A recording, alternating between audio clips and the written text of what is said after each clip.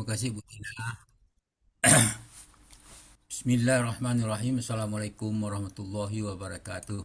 Waalaikumsalam Waalaikumsalam warahmatullahi wabarakatuh. wabarakatuh. Innal hamdalillah nahmaduhu wa nasta'inuhu wa nastaghfiruh wa na'udzu billahi min shururi anfusina wa min sayyiati a'malina. May yahdihillahu fala mudilla lahu wa may yudlil fala hadiyalah. Asyhadu an la ilaha illallah wa asyhadu anna Muhammadan abduhu wa rasuluh. Allahumma shalli wa sallim wa barik ala Muhammad wa ala alihi wa sahbihi wa man ihsan ila yaumiddin. Qala Allah Ta'ala a'udzu billahi minasyaitonir rajim. Ya ayyuhallazina amanu taqullaha haqqa tuqatih wa la tamutunna illa wa antum muslimun.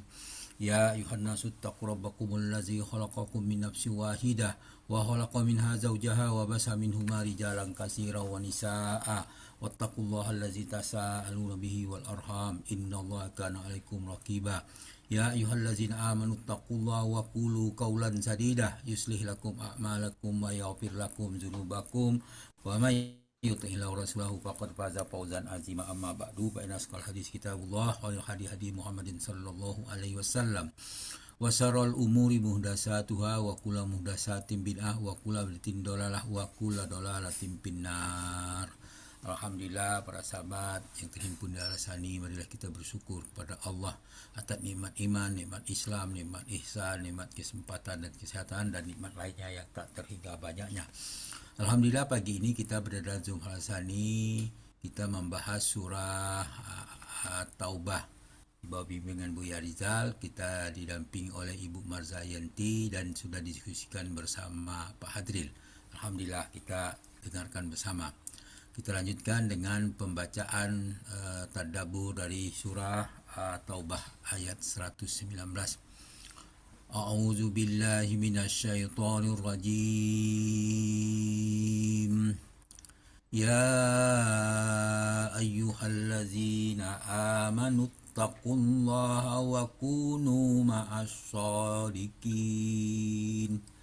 Artinya lebih kurang, wahai orang-orang yang beriman, bertakwalah kepada Allah dan tetaplah bersama orang-orang yang benar. Ayat ini dimulai dengan kalimat panggil, wahai orang-orang beriman. Ya ayyuhallazina amanu, wahai orang beriman.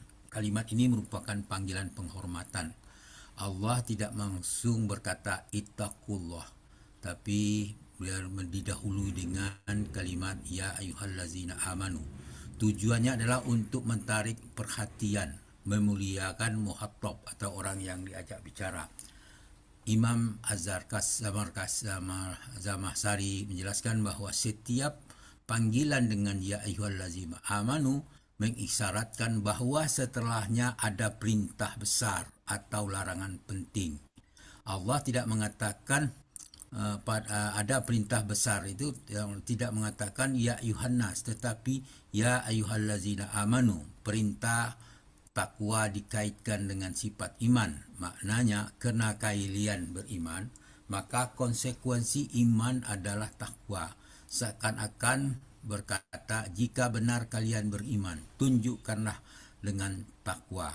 Kemudian ayat ini dimulai dengan kata panggil wahai ya, yaitu Allah memanggil sebelum memerintah. Ini menunjukkan ada kedekatan Rabb dengan hambanya. Seorang guru yang baik memanggil muridnya terlebih dahulu sebelum memberi tugas. Artinya sebelum memperbaiki manusia, sentuhlah hati mereka dulu. Ayyuha, wahai, artinya sama, wahai. Tapi panggilan ini ada perhatian khusus. Allah berkata, perhatikanlah semua ucapan yang layak didengar dengan tingkat perhatian yang sama. Artinya semakin penting pesan, semakin besar perhatian yang harus diberikan. Allazina amanu, orang-orang yang beriman. Di sini Allah tidak mengingatkan, Allah mengingatkan kepada kita identitas mereka terlebih dahulu. Seakan-akan kalian yang mengaku beriman, maka buktikanlah iman itu. Iman bukan hanya status. Ayat ini hanya terdiri dari beberapa kata. Ittaqullaha wa kunu ma'as shadiqin, tetapi mencakup seluruh jalan keselamatan. Pertama, hubungan keselamatan itu ittaqullah. Yang kedua, hubungan kemanusiaan wa kunu ma'as shadiqin. Ini ungkapan singkat dengan makna yang sangat luas. Ittaqullah, bertakwalah kepada Allah. Itu taku artinya akar kata waqa, Allah menjaga, melindungi, membentengi. Artinya takwa bukan sekedar takut. Takwa adalah menjaga diri dari segala sesuatu yang menjauhkan dari Allah. Jadi hal-hal yang menjauhkan dari Allah harus dijaga. Seperti orang yang berjalan di jalan yang penuh duri lalu menjaga langkahnya.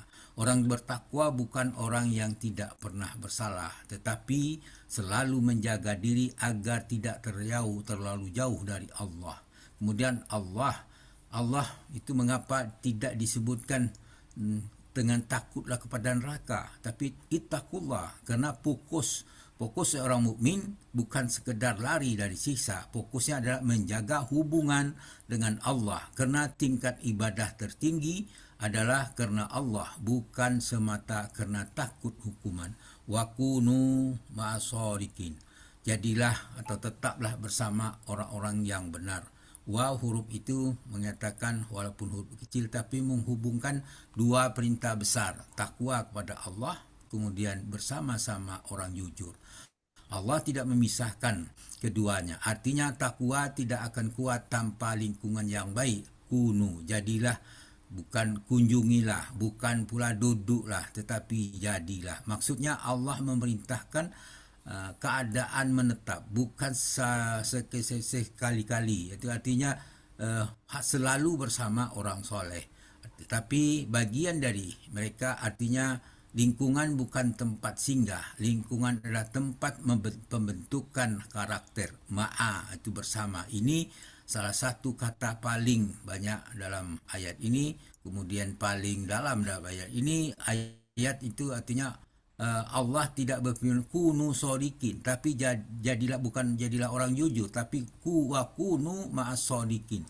Dengan tambahan itu artinya tetaplah bersama orang jujur. Manusia dipengaruhi oleh siapa yang sering bersamanya.